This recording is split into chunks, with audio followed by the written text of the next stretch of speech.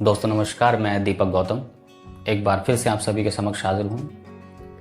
आज हम बात करेंगे नज़र दोष बाधा के विषय में। यह किस प्रकार से आपके बच्चों पर प्रभाव डालती है और धीरे धीरे किस प्रकार से आपके बच्चों में संस्कार खत्म होने लगते हैं और असंस्कार में वृद्धि होने लगती है। आज हम इसी पर बात करेंगे। तो सबसे पहले हम ये जान लेते हैं कि नज़र दोष है क्या। जब हम नज़र दोष की बात करते हैं, चूँकि प्राचीन काल में इसको इसी दृष्टि से देखा गया, इसी नाम को दिया गया कि किसी व्यक्ति ने किसी दूसरे व्यक्ति को देखा और नज़र लगा दी, इसलिए हम इसको नज़र दोष बाधा बोलते हैं। लेकिन अगर इसको आप गहराई से देखें तो ये सिर्फ ऊर्जा में परिवर्तन होता है। एक ऐसा व्यक्ति जो उस मोमेंट में जब आपका बच्चा या आप उस व्यक्ति के पास जाते हैं, वो इतना नेगेटिव सोच रहा होता है, किसी के लिए भी, आपके लिए भी हो सकता है, मेरे लिए भी हो सकता है, या उस बच्चे के लिए भी हो सकता है, या फिर खुद के लिए, उसके लिए हो सकता है कि वो खुद के लिए नेगेटिव सोच रहा हो या किसी प्रकार की ऐसी भावनाओं में हो जो नकारात्मक है। और जब वो व्यक्ति हमें देखता है उस भावना के साथ, उस तरह की थॉट्स उसके दिमाग में चल रहे होते हैं, हाईली नेगेटिव एनर्जी रिलीज होती है और बच्चे को नज़र लग जाती है या बड़े को भी नज़र लग जाती है। लेकिन मुख्य रूप से बच्चों को ज़्यादा लगती है क्योंकि उनका ऑरा बड़ों के मुकाबले वीक होता है। अब धीरे धीरे बच्चा पहले उसकी एनर्जीज को रिसीव करने के बाद खुद को चिड़चिड़ा महसूस करता है, सेफ फील नहीं कर पाता है, रोता है या कोई और चीज़ें करता है, तो आपको लगता है कि इसको कोई और प्रॉब्लम है। आप डॉक्टर्स को दिखाते हैं, कहीं और दिखाते हैं, अपने सारे प्रयास आप करते हैं, लेकिन जो नेगेटिव एनर्जी उस व्यक्ति से आपके बच्चे में आई है वो पहले अनकम्पैटिबल रूप से काम करती है, तो बच्चे को प्रॉब्लम होती है। फिर धीरे धीरे वो एनर्जी उसके शरीर, उसके ऑरा में, उसके चक्रों में बैठना शुरू हो जाती है। फिर उसको ये उलझन नहीं होती है, लेकिन वो ऊर्जा उसके जीवन का एक पार्ट बनने लग जाती है। इसी प्रकार से जब हम नज़र दोष बाधा का कोई इलाज नहीं करते, कोई उपचार नहीं करते हैं अपने बच्चों का, तो इसी प्रकार की एनर्जीज उस बच्चे के आभा मंडल में, उसके व्यक्तित्व में आने लगती है। फिर बच्चा बहुत सारी ऐसी चीज़ें करने लगता है जो आपके लिए सही नहीं है। आपको लगता है कि बच्चा गालियाँ दे रहा है, बच्चा चिड़चिड़ा रहा है, क्रोध ज़्यादा करता है या फिर ज़िद्दी ज़्यादा हो चुका है, इस तरह की चीज़ें आने लगती हैं। और हमें ये लगता है कि बच्चा ये इसलिए कर रहा है क्योंकि वो सिर्फ बच्चा है। हाँ, इसका ये पहलू भी है, लेकिन एक दूसरा पहलू जो नज़र दोष से आता है उसको भी आपको देखकर चलना होगा। जब से हम लोग मॉडर्न हुए हैं तब से हमने इस तरह के रिचुअल्स को लगभग ख़त्म कर दिया है। बच्चे की नज़र उतारना, बच्चे के ऑरा को साफ करना, जो कि प्राचीन काल से होता आ रहा है। हमारी दादी नानी ये सब करती थी, अब भी करती हैं, अब भी लोग इसको सीखते हैं, समझते हैं और उससे प्रभाव पड़ता है। लेकिन समाज जिस दिशा में जा रहा है उसके अकॉर्डिंग बहुत जल्दी चीज़ें खत्म होने वाली, इसके लिए हमें अवेयर रहना बहुत ज़रूरी है। इसी प्रकार से बच्चे के अंदर धीरे धीरे नेगेटिव तत्व ज़्यादा होने लगते हैं, उसका ऑरा मैल्फिक होने लगता है, उसके संस्कारों में वो बदलाव शुरू हो जाते हैं।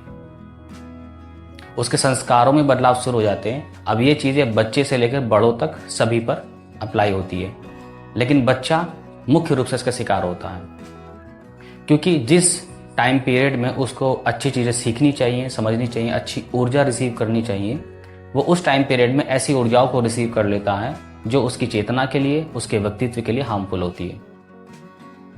इसी प्रकार से जब आप किसी मार्ग में जाते हैं, उस मार्ग के एनवायरनमेंट में कोई नेगेटिव एनर्जी होती है, तब भी लग जाती है बच्चों को नज़र, या बड़ों को भी लग जाती है। एनवायरनमेंट में नेगेटिव एनर्जी का मतलब है कि अगर कुछ देर पहले वहां पर कोई दंगा फसाद हुआ है, लड़ाई हुई है, जहां पर हाईली नेगेटिव विचार प्रकट किए गए हैं, तो वो एनवायरनमेंट कुछ समय के लिए अशुद्ध हो जाता है। इससे पहले नेचर, प्रकृति उसको हील करे, उससे पहले कोई व्यक्ति उसके संपर्क में आ जाता है और उस पर उसका प्रभाव पड़ जाता है। अक्सर बड़े लोगों पर नज़र का प्रभाव कम क्यों दिखता है? या उनको ऐसा लगता है कि कम है, लेकिन कभी कम नहीं होता। इस वजह से, क्योंकि हम ऑलरेडी काफ़ी नेगेटिव एनर्जीज के घेरे में आ चुके हैं, तो कोई भी नेगेटिव एनर्जी जब हमें रिसीव होती है तो वो हमें हार्म नहीं करती है, वो हमारे व्यक्तित्व का एक पार्ट बनना शुरू हो जाती है, लगने लगती है, हमारे व्यक्तित्व का हिस्सा लगने लगती है। और धीरे धीरे उस व्यक्ति में भी बदलाव आने लगते हैं, मानसिक रूप से, शारीरिक रूप से, भावनात्मक रूप से, हर प्रकार से।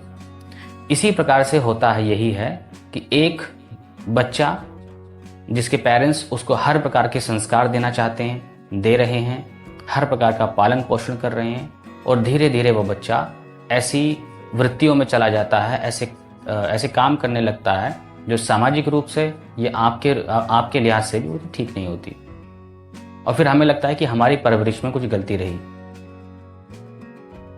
तो हमें सबसे पहले अपने बच्चों को, अपने फैमिली मेंबर्स को नज़रदोष बाधा से बचाना है। इससे बचाने के बहुत सारे तरीके होते हैं।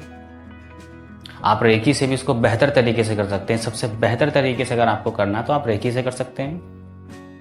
बाकी आप जैसे हर व्यक्ति या हर जो भी व्यक्ति जिस स्टेट में रहता है वहाँ कुछ लोकल प्रयोग होते ही हैं जो नज़रदोष बाधा को नष्ट करने के लिए होते हैं। तो अक्सर इस तरह के प्रयोग हमें करते रहने चाहिए, और मुख्य रूप से बच्चों के लिए, क्योंकि बच्चों के अंदर कोई भी प्रकार की नेगेटिव एनर्जी, शक्ति या विचार या फ्रिक्वेंसीज, उसका संस्कार बनना शुरू हो जाती है, और उसके संस्कार में फिर इतने बदलाव होते हैं कि वो हमारे लिए भी हार्मफुल हो जाते हैं, समाज के लिए हार्मफुल हो जाते हैं, और कोई भी पेरेंट्स ये नहीं चाहता है। इसीलिए मॉडर्न कल्चर में आप चल रहे हैं, बहुत अच्छी बात है, हम डेवलप हो रहे हैं, हमारा साइंस डेवलप हो रहा है, हमारा समाज डेवलप हो रहा है, लेकिन हमें इन बातों को समझना बहुत ज़रूरी है कि क्या ये सारी चीज़ें हमारे ऑरा पर, हमारे विचारों पर असर डाल रही हैं, तो हमें करना चाहिए। हम सिर्फ ये बैठकर नहीं सोच सकते हैं कि नहीं ये प्राचीन रिचुअल्स हैं, पुराने रिचुअल्स हैं, कि पुराने लोग चीज़ों को सही करने के लिए अपने ही रिचुअल्स बना लिया करते थे, अपने मानसिक धारणाओं, मानसिक रूप से संतुष्ट होने के लिए। हाँ, ऐसे भी बहुत से रिचुअल्स होते हैं, लेकिन जो चीज़ है उसको आपको स्वीकार करना पड़ेगा। आप ऑरा को स्वीकार करते हैं, विज्ञान भी इसको स्वीकार करता है। आप ऊर्जाओं को स्वीकार करते हैं, विज्ञान भी स्वीकार करता है। तो यहाँ पर एक कॉन्सेप्ट क्लियर हो जाता है, अगर ऑरा है, ऊर्जा है, सकारात्मक शक्ति है तो नकारात्मक शक्ति भी है, सकारात्मक विचार हैं तो नकारात्मक विचार भी हैं, और ये धीरे धीरे व्यक्ति के पूरे जीवन पर असर डालता है, उसके संस्कारों पर असर डालता है।